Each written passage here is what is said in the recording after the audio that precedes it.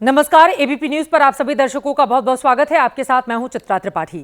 आप देखना शुरू कर चुके हैं जनहित। जनहित मतलब जनता के लिए, जनता का, जनता से जुड़ा हुआ टीवी शो। तो आइए शुरू करते हैं आज का जनहित और सबसे पहले आपको दिखाते हैं आज खबरों के मेन्यू में क्या क्या खास है। जनहित में सबसे पहले विपक्ष के इंडिया अलायंस की बात करेंगे, जिसकी एकता अखंडता खतरे में पड़ गई है। बंगाल की सीएम ममता बनर्जी ने अपने एक बयान से गठबंधन में दो पाले बना दिए हैं। ममता ने अलायंस की लीडरशिप पर दावा ठोक दिया। विपक्षी एकता बड़ी ही धर्म संकट में पड़ गई है। आपको बताएंगे कौन कौन ममता बनर्जी की ओर झुका हुआ दिखाई दे रहा है। इसके बाद जंगल पर दंगल दिखाएंगे। कानून व्यवस्था को लेकर जंगल राज सिर्फ बिहार में ट्रेंडिंग था, लेकिन अब दिल्ली में भी आ गया है। चुनाव है, दिल्ली में एक दिन में 2 हत्याओं को केजरीवाल ने जंगल राज करार दिया है। आपको बताते चले कि अगले महीने चुनाव हो सकते हैं। इस तारीखों का ऐलान जल्दी किया जा सकता है। इसको लेकर किस तरह की सियासी पारी खेलने की कोशिश की जा रही है, उसकी पूरी खबर पहुंचाएंगे। इसके बाद आपको महाराष्ट्र में नई सरकार की शपथ की इनसाइड स्टोरी दिखाने वाले हैं। लोगों को सरकार तो मिल गई है, लेकिन जेब भी कट गई। 5 दिसंबर को आजाद मैदान में पॉकेट मारों ने कितनी चेन, पर्स और मोबाइल चुराए हैं, उसकी रकम भी रखेंगे आपके सामने। इसके बाद संभल की एक्सक्लूसिव खबर दिखाएंगे। संभल में 13 दिन के बाद शांति है, लेकिन अब दूसरे किस्म के बवाल हो रहे हैं। एक मुस्लिम महिला ने योगी सरकार की पुलिस की तारीफ क्या कर दी, उसके शौहर ने इसी बात पर उसे दे दिया तलाक। इसके बाद एक इंटरनेशनल खबर देंगे। सीरिया में बांग्लादेश जैसा सीन बन गया है। खबरें हैं कि विद्रोहियों के हमले के डर से सीरिया के कई सैनिक भाग गए हैं। असद सरकार को खाड़ फेंकने के लिए विद्रोही राजधानी दमिश्क की ओर बढ़ते हुए चले जा रहे हैं। पूरी खबर कुछ ही देर में होगी आपके सामने। तो चलिए शुरुआत करते हैं। विपक्ष में विभाजन की लकीर खिंच रही है, लेकिन वो ईवीएम में एकता का फेविकोल ढूंढ रहा है।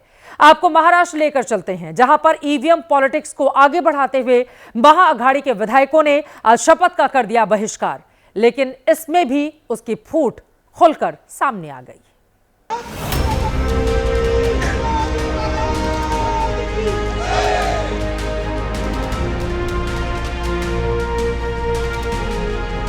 महाराष्ट्र में नई सरकार बन गई, शपथ हो गई, नए सीएम और डिप्टी सीएम बन गए, सबने काम भी संभाल लिया। लेकिन ईवीएम को लेकर महाविकास अघाड़ी का दुख खत्म नहीं हो रहा। इसलिए आज विधानसभा के विशेष सत्र में पहुंचे एमवीए विधायकों ने शपथ लेने से इनकार कर दिया, क्योंकि उनकी नजर में अब भी ईवीएम ही अघाड़ी की हार की गुनहगार है। ये मैंडेट ना जनता का है, ना महाराष्ट्र का है, ये मैंडेट ईवीएम का है और ये मैंडेट इलेक्शन कमीशन का है। हम यही बात करना चाहते हैं। आज जो शपथ नहीं लिए, इसी के लिए नहीं लिए क्योंकि आज जनता का आदर करना चाहते हैं। जनता के जो मन में शंका उपस्थित है, उसे उत्तर देना चाहिए। महाराष्ट्र विधानसभा के 3 दिन के विशेष सत्र में नए विधायकों की शपथ ही होनी है। सीएम और दोनों डिप्टी सीएम समेत सत्ता पक्ष के कई विधायकों ने शपथ ले ली, बाकी आगे लेंगे। देवेंद्र सरिता गंगाधरराव फडणवीस विधानसभेचा सदस्य म्हणून निवडून आलो असल्याने ईश्वर साक्ष शपथ घेतो की कायद्याद्वारे स्थापित झाले आहे अशा भारतीय संविधानाबद्दल।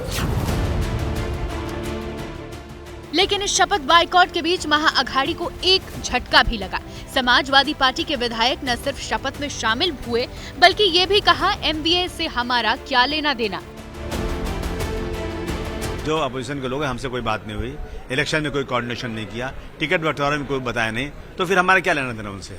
हाँ, इस मुद्दे पर मैं भी कह रहा हूँ कि ईवीएम हट जाना चाहिए। एक बार लोगों को डाउट अगर है कि ईवीएम से हैकिंग होती है, ईवीएम से जो है लोगों को जिताया जाता है, हराया जाता है, तो एक बार जनता की मांग पे सबको इकट्ठा होकर के ईवीएम को हटा देना चाहिए। शपथ के बाद महायुति सरकार ने कहा कि महाअघाड़ी के नेता शपथ का बहिष्कार करके खुद ही अपना मजाक बनवा रहे हैं। जिन लाखों लोगों ने जिनको चुन के दिया एमएलए करके, उनको अपनी खुद की शपथ लेने के लिए उसी पे बहिष्कार डालते होंगे, तो बड़ा ये मजाक हो गया है। यहाँ वॉकआउट करके कुछ होने वाला नहीं है। अगर उनको कुछ करना है तो इलेक्शन कमीशन के सामने जाना चाहिए। इलेक्शन कमीशन के तरफ से उनको अगर ऐसा लगा कि हमें न्याय नहीं मिल रहा है, तो उन्होंने कोर्ट की स्टेप वहाँ जाना चाहिए। लेकिन महाअघाड़ी की पूरी कोशिश है कि ईवीएम को लेकर जो नैरेटिव उसने चलाया है, उसका मोमेंटम ना बिगड़े। इस बार एंटी ईवीएम मुहिम की अगुवाई शरद पवार कर रहे हैं।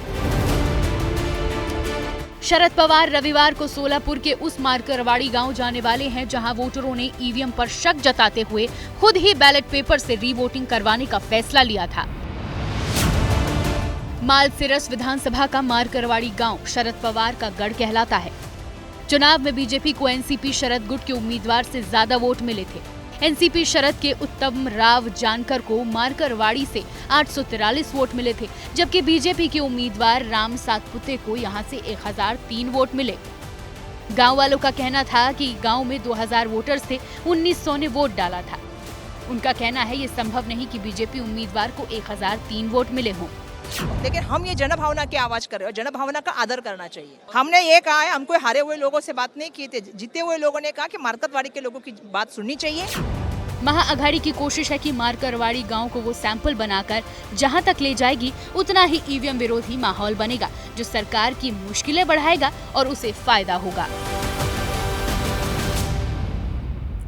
अगली खबर भी महाराष्ट्र की ही है, लेकिन सिर्फ महाराष्ट्र के सदाबहार डिप्टी सीएम अजित पवार पर बेनामी संपत्ति के जो दाग थे वो धुल गए हैं।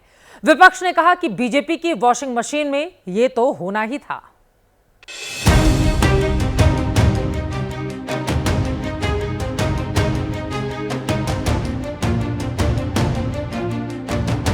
किस्मत हो तो महाराष्ट्र के नए नवेले उप मुख्यमंत्री अजित पवार जैसी।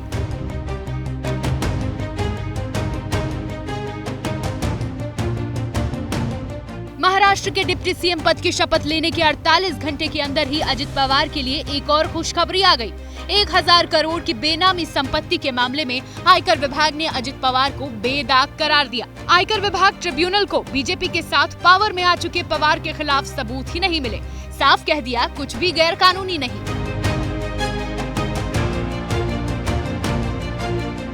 हर एक को अपील करने का अधिकार है और उन्होंने डिसीजन दिया है।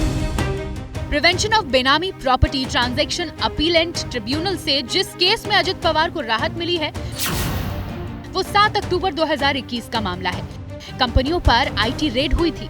उसमें कुछ ऐसे दस्तावेज बरामद हुए जिसमें कथित तौर पर बेनामी स्वामित्व वाली कुछ संपत्तियों के तार अजित पवार और परिवार से जुड़ रहे थे, लेकिन पर्याप्त सबूत नहीं मिलने के चलते ट्रिब्यूनल ने पवार पर लगे आरोपों को खारिज कर दिया। लेकिन महाविकास अघाड़ी अजित पवार को मिली इस राहत को बीजेपी के साथ जुड़े रहने की कृपा बता रही है। वो क्या बोले कुछ बोले, भाजपा के घर में जो रहेगा वो खुश रहेगा, सुखी रहेगा। जो बाहर रहेगा वो बेदाग होगा, वो अंदर रहेगा बेदाग होगा, बाहर रहेगा तो दाग वाला होगा। बीजेपी में आइए, हमसे हाथ मिलाइए और जो काला धन है सफेद करिए। इस मामले के सुर्खियों में आने के बाद एबीपी न्यूज के साथ मुख्यमंत्री देवेंद्र फडणवीस का अजित पवार पर मजाकिया अंदाज में दिया गया एक बयान भी सुर्खियों में है। एक मीम ऐसा था कि जिसमें अजित पवार जी बैठे हुए थे, पीछे उप मुख्यमंत्री रखा हुआ था और वो कह रहे कि अरे भाई किसी को तो बैठाओ, मैं तो परमानेंट हूँ। तो ऐसे कई मीम्स वहां पर बने। बयानों के बीच अब अजित पवार को आयकर विभाग ट्रिब्यूनल ने निर्दोष साबित कर दिया तो हैरानी तो होनी ही थी। अजित पवार की सीज की गई 1000 करोड़ रुपए से ज्यादा की प्रॉपर्टी में सतारा की शुगर फैक्ट्री, मुंबई में एक इमारत, दिल्ली में एक फ्लैट, गोवा में एक रिसोर्ट और महाराष्ट्र में 27 अलग अलग जगहों पर प्लॉट शामिल थे। लेकिन अजित पर लगे आरोप खारिज होने के बाद अब ये तमाम संपत्तियां अजित पवार को वापस मिल जाएंगी। महाराष्ट्र में सरकार बन गई, अच्छी बात है। सीएम और दो डिप्टी सीएम बन गए और अच्छी बात है। कल को मंत्री भी तय हो जाएंगे, वो भी अच्छी बात ही होगी। आजाद मैदान में शपथ ग्रहण समारोह शानदार था, लेकिन एक मुफ्त की सलाह आपके लिए कि अगली बार ऐसे किसी समारोह में अगर आप जाएं तो अपनी घड़ी, बटुआ, सोने की चेन और मोबाइल फोन घर पर ही रखकर जाएं, वरना आपको भी लग सकता है चूना, जैसा कि 5 दिसंबर को आजाद मैदान में लोगों को लगा है। लोग अपने नेताओं को देखने में, नारे लगाने में मस्त थे और पता ही नहीं चला कि पॉकेटमारों ने कब उनकी पॉकेट साफ कर दी। सिर्फ आधे घंटे के समारोह में इतना बड़ा खेल हो गया। शपथ निपटने के बाद ये सारे लोग सीधे आजाद मैदान से पुलिस स्टेशन भागे। अब टोटल लॉस भी देख लीजिए कि कितने का हुआ है। शपथ समारोह में 12 लाख रुपए की चोरी हुई। चोरी हुई चीजों में 11 सोने की चेन, 2 पर्स, बड़ी संख्या में लोगों के मोबाइल फोन चोरी कर लिए गए। पुलिस थाने में 11 लोगों ने अपनी शिकायत दर्ज करवाई।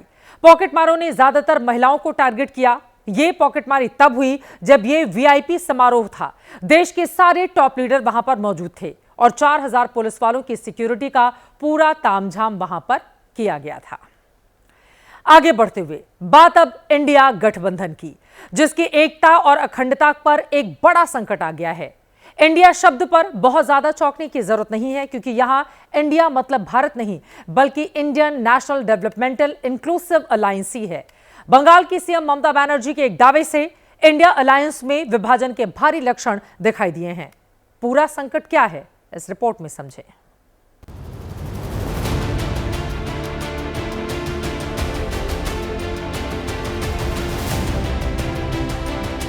इंडिया अलायंस के नेतृत्व के बस का नहीं है इसे चला पाना।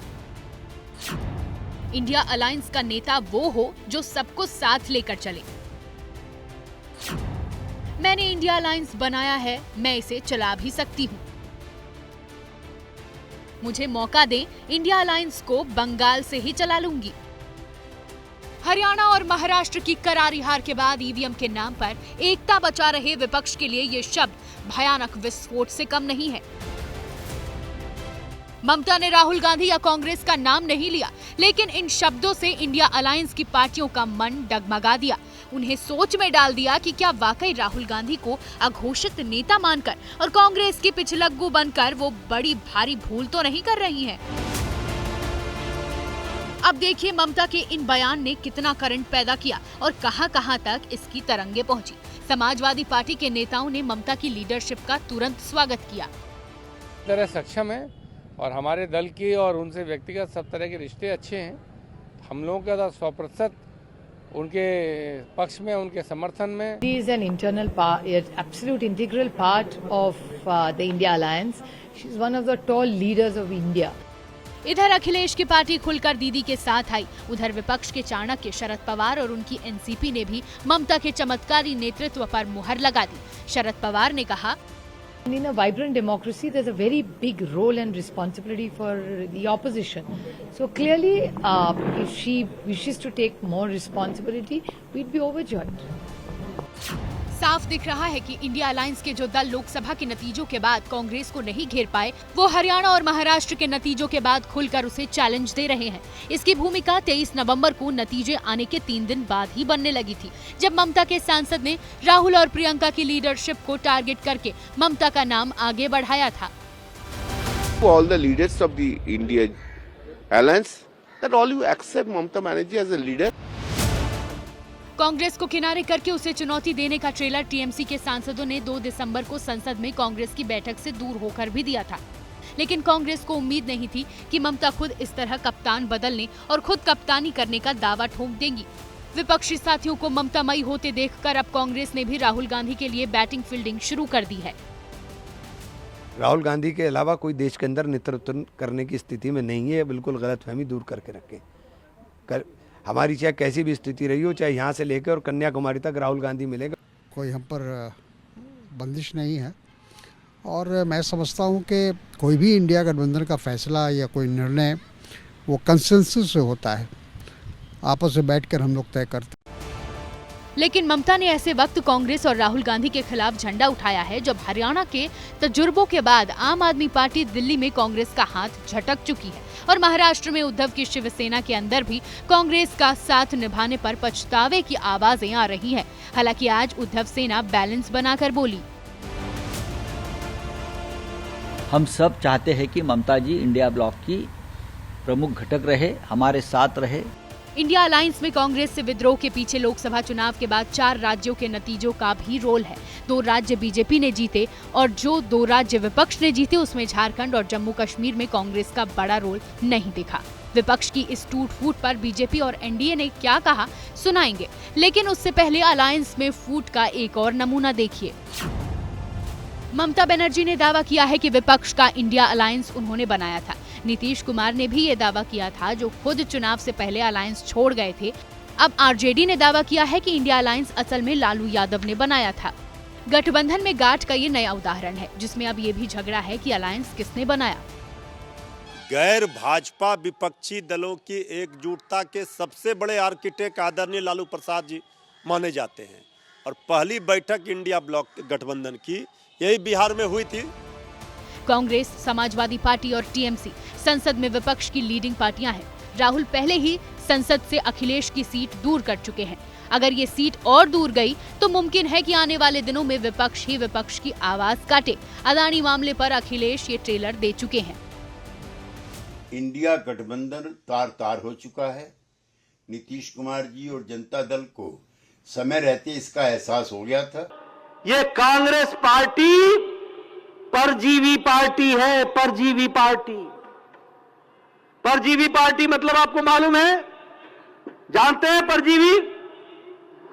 परजीवी पार्टी वो होती है जो लता की तरह किसी पेड़ के साथ चिपक जाती है और पेड़ से ताकत लेकर के खुद खड़े होने की काम करती है और उस पेड़ को सुखा भी देती है।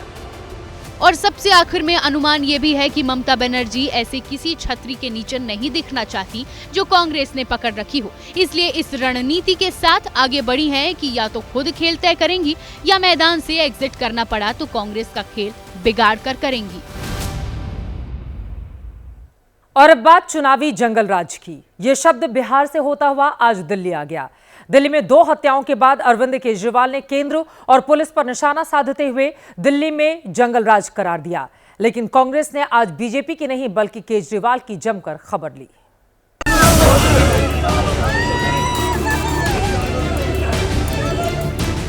3 करोड़ से ज्यादा आबादी की दिल्ली में पिछले महीने भी मर्डर हुए थे, उसके पिछले महीने भी। लेकिन अब हर जुर्म या मर्डर आने वाले दिनों में खबर है, क्योंकि चुनाव 3 महीने के अंदर है।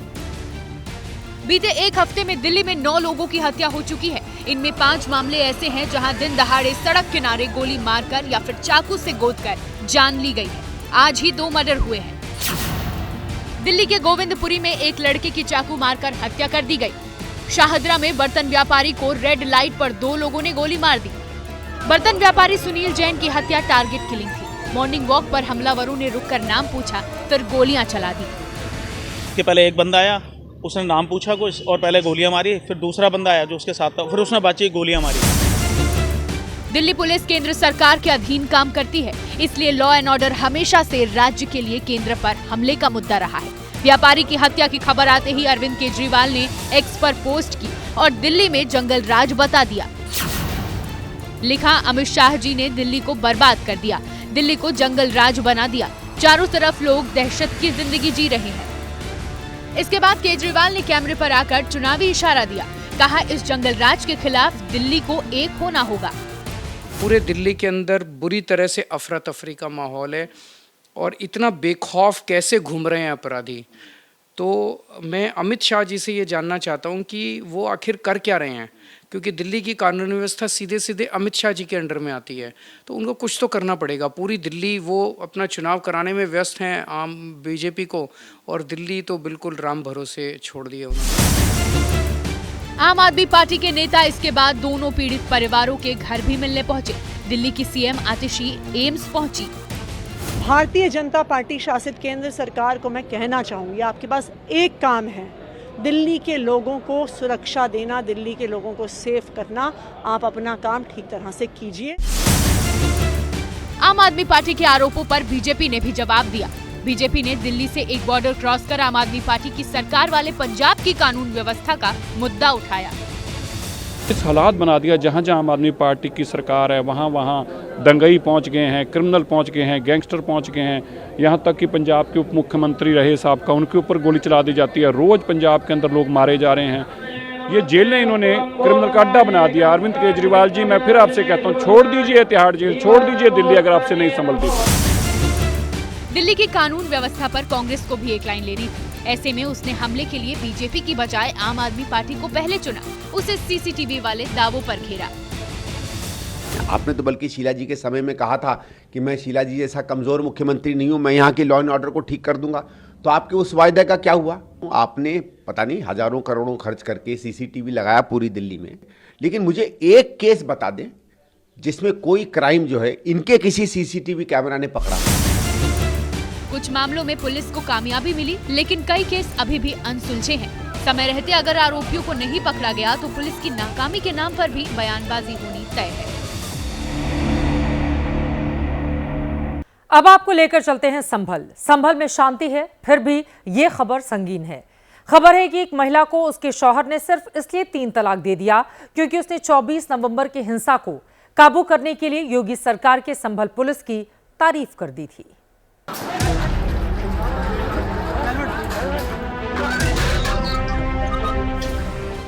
समूचा संभल आज भी इस तरह के वीडियो देखकर दहल जाता है। संभल में अब पुलिस की सुरक्षा में शांति है, लेकिन संभल के ऐसे ही वीडियो से वहां से 37 किलोमीटर दूर मुरादाबाद के कटघर की निदा जावेद की जिंदगी में भूचाल आ गया। संभल का वीडियो देखना इन्हें भारी पड़ गया, इतना भारी कि इनके शौहर ने इन्हें तलाक दे दिया। इनको काफिर बताकर घर से बेदखली का फरमान सुना दिया। तो उन्होंने मेरे को बोला आज ही मैं तेरा काम तमाम करता हूँ, मैं तेरे को यहीं छोड़ता हूँ। उन्होंने मुझे वहीं 3 तलाक दिया। अब बोला अब तू मेरी जिंदगी में से निकल जा, तेरा मेरा कोई मतलब नहीं है। अब सवाल उठता है कि आखिर संभल हिंसा के वीडियो में ऐसा क्या था कि जो निदा जावेद के शौहर ने इन्हें अपनी जिंदगी से ही बेदखल कर दिया। तो उसके पीछे का जो सच सामने आया वो हैरान करने वाला है। मैं एक नॉर्मल वीडियो ही देख रही थी, इन्होंने कहा कि ये गलत करा है इन्होंने, तो मैंने कहा गलत तो आप भी कर रहे हैं मेरे साथ, तो गलत है, कोई भी गलत करता है तो गलत ही है। तो इन्होंने एक अपनी बात रखी अपने हस्बैंड के सामने कि पुलिस जो अपना सेल्फ डिफेंस का राइट इस्तेमाल कर रही है वो गलत नहीं है। तो इसी बात से चिढ़के इनके पति ने इन्हें ट्रिपल तलाक दे दिया। सोचिए जरा, ये कैसी मानसिकता है, ये कैसी सोच है जो पुलिस की तारीफ पर अपना ही घर ढहाने से भी परहेज नहीं कर रही। हमने थोड़ा खंगाला तो पता चला संभल का वीडियो तो बहाना था। असल में मकसद अपनी पत्नी यानी निदा जावेद से पीछा छुड़ाना था। निदा जावेद के मुताबिक ये दूसरी शादी है और आरोपी उससे शादी नहीं करना चाहता था और दबाव में आकर उसने शादी तो कर ली, लेकिन नाराजगी बनी हुई थी और अब मौका मिलते ही संभल के एक वीडियो को मुद्दा बनाकर तलाक की साजिश रच डाली। हालांकि कानून में 3 तलाक के अब कोई मायने नहीं है और पुलिस महिला के बयान के आधार पर आरोपी पर कड़ी कार्रवाई की तैयारी में है। इस आरोप के अतिरिक्त कुछ अन्य आरोप भी हैं, उसमें हम लोग सुसंगत धाराओं में अभियोग पंजीकृत कर रहे हैं और इसमें अग्रिम विचारात्मक कार्रवाई की जा रही है। देश के कोने कोने में ऐसे ही तमाम मामलों से बेहाल 3 तलाक की शिकार महिलाओं का दर्द दफ्न है, जहां छोटे से मुद्दे को बड़ा बना दिया गया। उधर यूपी के सीएम योगी आदित्यनाथ ने आज फिर सनातन का एजेंडा आगे बढ़ाया। धर्म की रक्षा की बात कही। योगी ने उन लोगों को भी जवाब दिया जो कहते हैं कि राजनीति में साधु संन्यासियों का क्या काम है। हमारा हर कार्य देश के नाम होना चाहिए, हमारा व्यक्तिगत कोई अस्तित्व नहीं। हमारा देश सुरक्षित है तो हमारा धर्म भी सुरक्षित है। वाराणसी की सरजमी से योगी ने एक बार फिर सनातन को लेकर हुंकार भरी, राष्ट्र से लेकर धर्म तक की सुरक्षा का आह्वान किया, तो साथ ही ये भी बताने की कोशिश की जब जब देश पर विदेशी साजिशों का खतरा होता है तो कैसे संतों को भी मैदान में उतरना पड़ता है। एक संत, एक सच्चा योगी, एक सच्चा संत देश और समाज की परिस्थितियों से हाथ पे हाथ धरा रह करके चुपचाप बैठा नहीं रह सकता है। मौका था वाराणसी के स्ववर्ध महामंदिर धाम में आयोजित शताब्दी समारोह का। योगी एक तरफ सनातन और धर्म का तड़का लगाते हैं तो साथ ये भी बताने से नहीं हिचकते कि कैसे सनातन और धर्म के साथ विकास भी बीजेपी का प्रमुख एजेंडा है और उसकी बानगी खुद वाराणसी है। काशी को उन्होंने 10 वर्ष में चमका दिया है। काशी की कायाकल्प हो गई है। नहीं, दुनिया का सबसे बड़ा स्नान घाट जहां पे हेलीपैड भी है। योगी आदित्यनाथ भले ही धार्मिक कार्यक्रमों में ही क्यों न हो, उनका अंदाज बता रहा है कि 2027 की लड़ाई में सनातन और धर्म ही उनकी चुनावी रणनीति का सबसे बड़ा हथियार होगा। यूपी में तो 2027 में विधानसभा के चुनाव है, लेकिन बिहार में अगले साल ही होने हैं। लेकिन एक सवाल अभी से चर्चा में आ गया है कि अगर बीजेपी बिहार में इस बार भी बड़ी पार्टी बनी और सत्ता मिल गई तो क्या नीतीश कुमार को ही फिर से मुख्यमंत्री बनाएगी या उन्हें भी शिंदे की तरह साइड की सीट दे देगी? अब देखिए ये सवाल आया कहां से।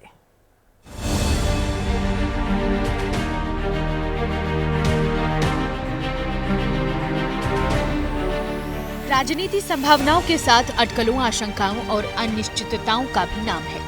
इसमें विरोधियों के घर चिंगारियां छोड़कर आग लगाने, अफरा तफरी पैदा करना भी एक काम है।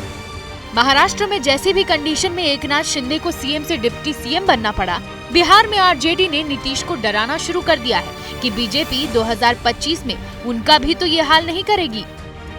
आदरणीय नीतीश कुमार जी जब हम लोगों के साथ महागठबंधन में आए थे, उन्होंने क्या कहा था, हमारी पार्टी को तोड़ना चाहती है।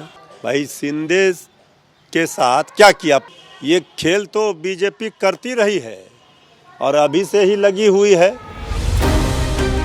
वैसे तो बिहार में जब तक नीतीश कुमार हैं, सबकी बहार है। बीजेपी और आरजेडी दोनों ही नीतीश की बहारों में खेल चुकी है। मौजूदा राजनीतिक सीन में बीजेपी नीतीश कुमार को शिंदे बना पाए, इसके आसार कम से कम अभी तो नहीं दिखाई देते, क्योंकि केंद्र सरकार नीतीश कुमार की बैसाखी पर टिकी हुई है।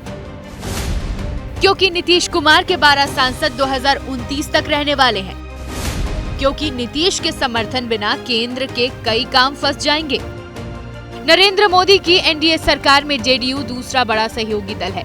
2025 में बीजेपी बिहार में अकेले बड़ा नंबर ले आए, तब भी उसे जेडीयू के ये 12 सांसद 2029 तक साथ रखने होंगे और जब तक ये मजबूरी है, नीतीश को बड़ा भाई मानना ही होगा। जेडीयू का यही कॉन्फिडेंस बोल रहा है कि सीएम फिर नीतीश होंगे। आदरणीय मुख्यमंत्री नीतीश कुमार जी के नेतृत्व में ही आगामी विधानसभा का चुनाव होगा और मुख्यमंत्री के पद पर माननीय नीतीश कुमार जी ही पदस्थापित होंगे। इसमें कहीं कोई किंतु परंतु नहीं है। फिर भी सियासत में कुछ कह नहीं सकते। अब बीजेपी का ये बयान कैसे लें, जिसमें वो कह रही है कि चुनाव तो नीतीश के नेतृत्व में ही लड़ेंगे, पर ये नहीं कह रही कि सीएम वही होंगे। देखिए, ये विषय चुनाव के बाद का विषय है कि क्या होगा, लेकिन चुनाव से पहले और चुनाव में जाने का, तो चुनाव में हम जो है से नेतृत्व जो है से नीतीश कुमार जी के नेतृत्व में लड़ेंगे चुनाव में। बिहार, महाराष्ट्र और पंजाब, इन तीनों राज्यों में बीजेपी की बड़ा भाई बनने की लंबी कसक रही है। पंजाब अभी दूर है। महाराष्ट्र में एक बार बड़ा भाई बनने का सौभाग्य मिला था, दूसरी बार में बात बिगड़ गई। बिहार की विशेषता है कि जब जब बीजेपी ओवरटेक करने को होती है, नीतीश कुमार कमबैक कर जाते हैं। और अब बात राजस्थान के मंत्री किरोड़ी लाल मीणा की, जिन्हें एक बार फिर से भयंकर क्रोध आ गया है। किरोड़ी मीणा को आप राजस्थान की राजनीति का दुर्वासा भी कह सकते हैं। अक्सर अपनों पर ही भड़क जाते हैं। इस बार किरोड़ी लाल मीणा आखिर क्यों क्रोधित हो गए, किस पर हुए, देखिए। सरकार का अधिकारी सो जाए तो मेरी जिम्मेदारी नहीं था किसी को बताने की। नहीं, इनके कहने का मतलब है कि इसलिए कार्रवाई क्यों नहीं हो रही है। मैं क्या कहने के लिए आया हूँ, आपके लिए यही कहने के लिए आया हूँ। सरकार मेरी है तो मैं अन्याय सहन कर लूंगा। पत्रकारों के सामने गुस्सा निकाल रहे राजस्थान के मंत्री किरोड़ी लाल मीणा अपनी सरकार के अधिकारियों से नाराज हैं। दावा है कि राजस्थान सरकार की इंटेलिजेंस ने उनके खिलाफ कोई रिपोर्ट दी है। हमारी सरकार की जो इंटेलिजेंस है उसने रिपोर्ट दी कि ये जो चाहे किसान है, चाहे सफाई कर्मी है, चाहे सब इंस्पेक्टर पेपर लीक के लोग हैं, ये डॉक्टर किरोड़ी लाल के उकसावे पर राजस्थान को में विघ्न डालेंगे और प्रधानमंत्री की सभा में भी विघ्न डालेंगे। मीणा के मुताबिक इंटेलिजेंस रिपोर्ट के जरिए उनकी छवि खराब करने की कोशिश हुई। हालांकि कहा तो उन्होंने ये भी है कि अगर उन्हें वाकई लड़ाई लड़नी होगी तो सामने से लड़ेंगे। भजन लाल राजस्थान के मुखिया हैं, तो मैं भाई पे ऐसा वार नहीं कर सकता जैसा इंटेलिजेंस कह रही है। कोई लड़ाई लड़ूंगा तो सीधी लड़ूंगा, बता के लड़ूंगा, जैसे राणा प्रताप लड़ता था, एक हाथ में तलवार रहती थी, दुश्मन को भी एक तलवार पकड़ाता था। मीणा का क्रोध इंटेलिजेंस के साथ पुलिस पर भी फूटा है। मामला ये था कि राज्य में सब इंस्पेक्टर परीक्षा में पेपर लीक के आरोपों पर किरोड़ी लाल ने आंदोलन का ऐलान किया। इसी बीच पुलिस कुछ स्टूडेंट्स को पकड़ने पहुंच गई। तभी वहां मंत्री मीणा पहुंचे और बहसबाजी हो गई। मंत्री जी है किरोड़ी लाल जी। मेरे को पता है, पर मैं आ रही हूं ना, ऐसा क्यों गुस्सा कर रहे हैं? इस बहस के बाद किरोड़ी लाल के खिलाफ सर्किट इंस्पेक्टर ने अपनी रोज नामचर रिपोर्ट लिखी, तो मंत्री जी ने इंस्पेक्टर पर फर्जीवाड़े का आरोप लगाया। अब वो महिला अधिकारी के खिलाफ मुकदमा दर्ज करने की मांग कर रहे हैं। हालांकि अभी तक अधिकारी पर कोई कार्रवाई नहीं हुई है। उधर बांग्लादेश में हिंदुओं पर हमले थमते नहीं दिख रहे। हिंदू नेता चिन्मय दास की गिरफ्तारी के बाद से हालात और विस्फोटक हो चुके हैं। ढाका में एक बार फिर इस्कॉन के मंदिर और सेंटर्स को जलाया गया है। हिंदुओं के खिलाफ अत्याचार को लेकर अमेरिकी सांसद तक आवाज उठा रहे हैं। सवाल यूनुस सरकार पर है, कुछ करेगी भी या ऐसे हाथ पर हाथ धरी बैठी रहेगी।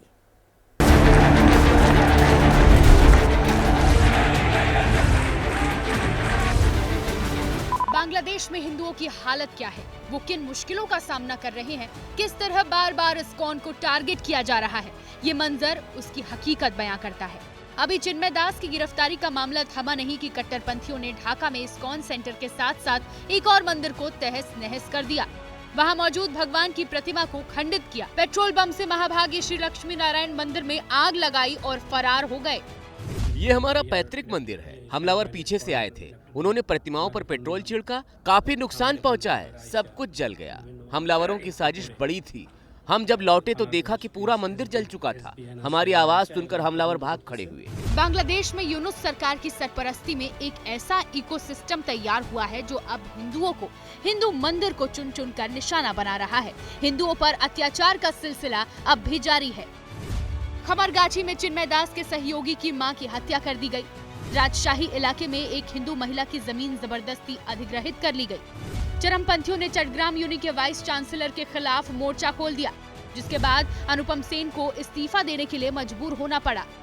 हिंदुओं पर लगातार हो रहे हमलों के बीच अब बांग्लादेश के मुख्य न्यायाधीश ने यूनुस सरकार को कानून का शासन लागू करने की सलाह दी, लेकिन कट्टरपंथी बेलगाम है। अभी और भी मेरे पास में कई वीडियोस आए हैं जहां पर हम देख सकते हैं कि कुछ लोग बहुत ही खतरनाक बोल रहे हैं। इस्कॉन के भक्तों के लिए कहा जा रहा है कि अगर इस्कॉन को बैन नहीं किया जाएगा तो हम लोग इतने दिन का मोहलत देते हैं, और अगर सरकार इस्कॉन को नहीं बैन करेगी तो हम लोग खुद इस्कॉन के लोगों की हत्या करना शुरू करेंगे। हिंदुओं के खिलाफ हमले और अत्याचार के ये वो मामले हैं जो मीडिया में सामने आ रहे हैं। कई तो ऐसे हैं जिनकी आवाज तक नहीं पहुंच रही। हालात खराब है, इसलिए भारत के शहरों में भी आक्रोश है। ढाका में हिंदुओं पर हमले का विरोध जताया जा रहा है। केंद्रीय मंत्री सुकांत मजूमदार ने कहा, बांग्लादेश में अल्पसंख्यकों की सुरक्षा सुनिश्चित होनी चाहिए। दूसरी तरफ नेता भी सरकार से दखल देने की मांग करने लगे हैं। पड़ोसी देश बांग्लादेश में हिंदू जो बड़ी संख्या में जुर्म जाति के वहाँ शिकार हो रहे हैं, उसमें अधिकांश संख्या उन दलितों की है जिनकी भारत देश में बहुलता होते हुए भी बंटवारे में जबरन उनको बाबा साहब डॉक्टर भीमराव अंबेडकर को संविधान सभा में चुनकर भेजने की सजा के तौर पर पाकिस्तान को दे दिया गया। ढाका में जब से शेख हसीना की सरकार का तख्ता पलट हुआ है, तभी से हिंदुओं के खिलाफ हमलों में बढ़ोतरी हुई है। मर्डर से पहले लूटपाट की घटनाएं आम हो चली हैं। इतना ही नहीं, बांग्लादेश की अंतरिम सरकार ने पाकिस्तानियों और पाकिस्तानी मूल के लोगों के लिए वीजा नियमों में ढील दे दी है। इससे भारत के पूर्वी और पूर्वोत्तर इलाकों में सुरक्षा की चुनौती बढ़ सकती है। इन हालात को देखते हुए विदेश सचिव विक्रम मिस्री 9 दिसंबर को ढाका का दौरा करने वाले हैं। बांग्लादेश में जो कुछ महीने पहले हुआ वो अब सीरिया में हो रहा है। जैसे शेख हसीना के खिलाफ विद्रोह में उनके पिता की मूर्तियां गिराई जा रही थी, वैसे ही अब सीरिया में राष्ट्रपति असद के पिता की निशानियां मिटाई जा रही हैं। हालात तख्ता पलट के हैं। हथियारों के साथ विद्रोहियों का गुट राजधानी की ओर आगे बढ़ चला है।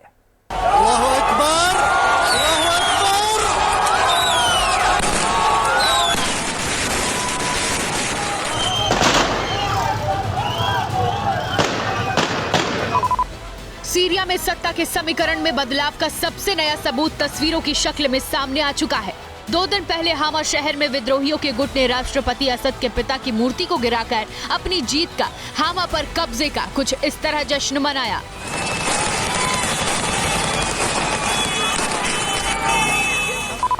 जब इतने से भी मन नहीं भरा तो अगले दिन हाफिज असद की मूर्ति के ऊपरी हिस्से को बाइक और गाड़ियों से लटकाकर घूमते दिखाई दिए, मानो चेतावनी दे रहे हैं अब बहुत हो गया। पूरे सीरिया में असद की निशानियों का यही हाल करेंगे।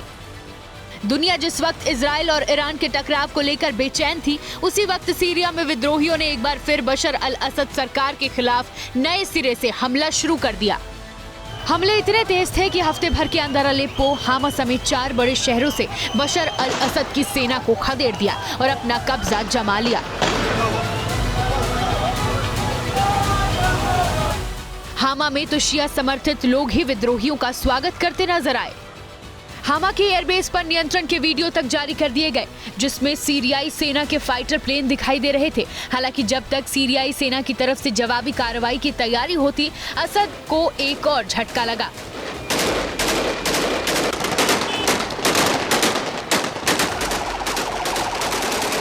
सीरियाई विद्रोहियों ने शनिवार को दारा शहर पर भी कब्जा कर लिया। दारा वही शहर है जहां 2011 में बशर अल असद के खिलाफ सिविल वॉर की शुरुआत हुई थी। सेना ने दारा से वापसी के लिए उनके साथ एक समझौता किया है, जिसमें दमिश्क तक 100 किलोमीटर का सेफ पैसेज मिलेगा। दावा यह भी किया गया कि विद्रोहियों का एक गुट होम्स शहर के किनारे तक बढ़ चुका है। अगर होम्स पर कब्जा हो गया तो फिर राजधानी दमिश्क तक पहुंचने में देर नहीं लगेगी। एक्सपर्ट का मानना है कि सीरिया में असद की सेना कमजोर इसलिए भी हुई क्योंकि असद को सपोर्ट करने वाले अलग अलग फ्रंट पर उलझे हुए हैं। हिजबुल्लाह और ईरान इस वक्त इजराइल से उलझे हुए हैं, तो दूसरी तरफ रूस की सेना यूक्रेन के साथ वॉर फ्रंट में इंगेज है। कहा जा रहा है कि विद्रोहियों के खिलाफ रूस और सीरिया की जॉइंट एयर स्ट्राइक में सैकड़ों विद्रोही मारे गए। चूंकि रूस अपने बॉर्डर पर उलझा है, इसलिए हमले का बड़ा फायदा नहीं मिला। सीरिया में बिगड़ते हालात का अंदाजा दुनिया को लग चुका है। रूस अपने नागरिकों को निकाल रहा है, ईरान अपने सैनिक हटा रहा है। भारत सरकार ने अपने नागरिकों को सीरिया नहीं जाने की एडवाइजरी जारी की है। दमिश्क में मौजूद भारतीय नागरिकों को भी दूतावास से संपर्क में रहने को कहा गया है। कहावत है, खरबूजे को देखकर खरबूजा अपना रंग बदलता है और पड़ोसी को देखकर पड़ोसी। साउथ कोरिया के राष्ट्रपति यून सुक ने तानाशाह किम जोंग की आदतें अपनाई तो घर में विरोध शुरू हो गया। मार्शल लॉ लगाया तो बात महाभियोग तक जा पहुंची। हालांकि आज महाभियोग पारित नहीं हो सका। अब सियोल में हजारों लोग राष्ट्रपति यून का इस्तीफा मांग रहे हैं।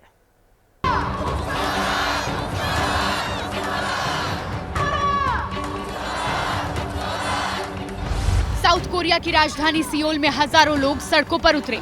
उनके हाथ में पोस्टर, बैनर थे। इस प्रदर्शन का मकसद सिर्फ एक है, किसी भी तरह राष्ट्रपति यून पर इस्तीफे के लिए दबाव बनाया जाए। दरअसल ये प्रदर्शन इसलिए क्योंकि राष्ट्रपति ने नॉर्थ कोरिया का डर दिखाकर तानाशाह किम जोंग का हवाला देकर साउथ कोरिया में अजीबोगरीब फैसले लेने शुरू कर दिए थे। 3 दिन पहले ही यून सुक येओल ने अचानक देश में मार्शल लॉ का ऐलान कर दिया था। 1980 के बाद साउथ कोरिया में पहली बार मार्शल लॉ लगा। इस फैसले के लिए यून सुक येओल ने राज्य विरोधी ताकतों और उत्तर कोरिया से खतरे का जिक्र किया। लेकिन ये फैसला ना तो वहाँ की जनता ने स्वीकार किया, ना ही साउथ कोरिया की संसद ने। विपक्षी सांसदों ने फैसला पलटने के लिए मतदान किया। नतीजा ये हुआ कि 6 घंटे के अंदर राष्ट्रपति यून को माफी मांगनी पड़ी। 하지만 그 과정에서 국민들께 불안과 불편을 끼쳐드렸습니다.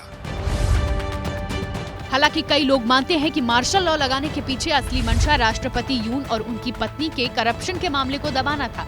इसमें भी 2 लाख के डियोर बैग गिफ्ट के तौर पर स्वीकार करने और स्टॉक में हेराफेरी जैसे आरोप खुलकर सामने आने लगे थे। जब फर्स्ट लेडी का वीडियो सामने आया तो राष्ट्रपति इस मामले में बैकफुट पर आ गए और उन्हें नेशनल टेलीविजन पर माफी मांगने के लिए मजबूर होना पड़ा था।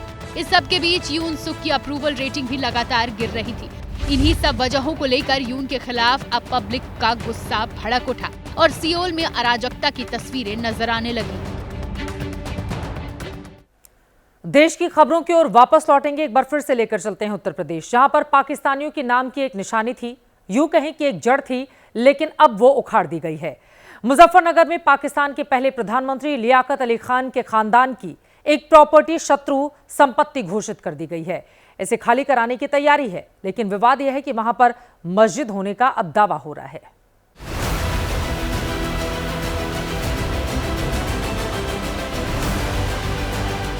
देखने में तो ये आम मस्जिद लगती है जिसमें नमाजियों का हुजूम दिखाई पड़ता है। पहली नजर में सब कुछ सामान्य, लेकिन रेलवे स्टेशन के पास बनी जमीन गृह मंत्रालय के एक ऑर्डर के बाद शत्रु संपत्ति घोषित हो गई।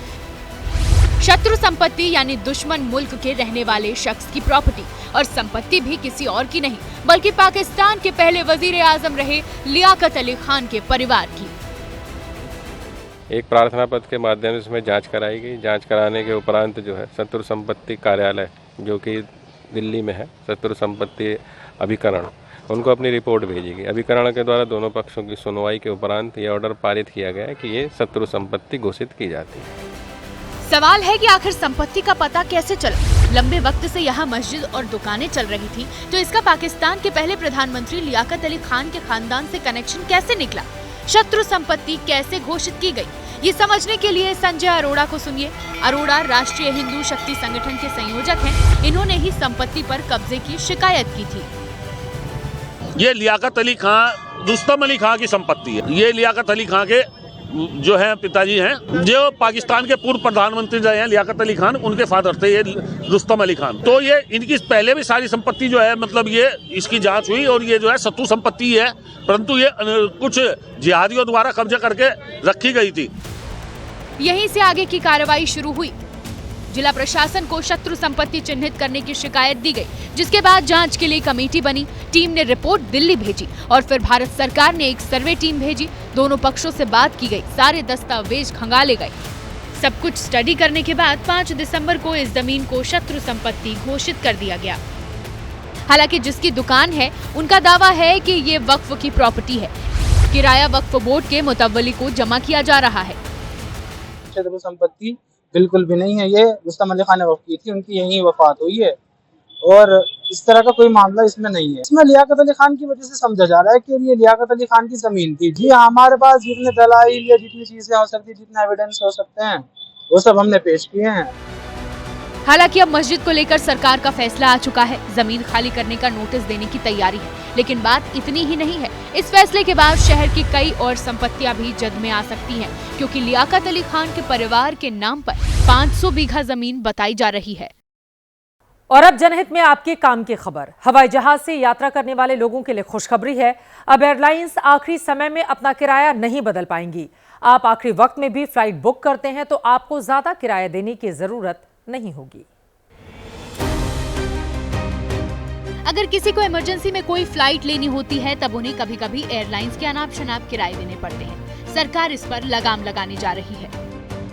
अभी तक ये नियम था कि कोई भी एयरलाइन यात्रा के कुछ घंटे पहले तक किराया बढ़ाया घटा सकती है, लेकिन नए नियम के तहत आपकी फ्लाइट की टाइमिंग से 24 घंटे पहले उसका किराया फाइनल हो जाएगा।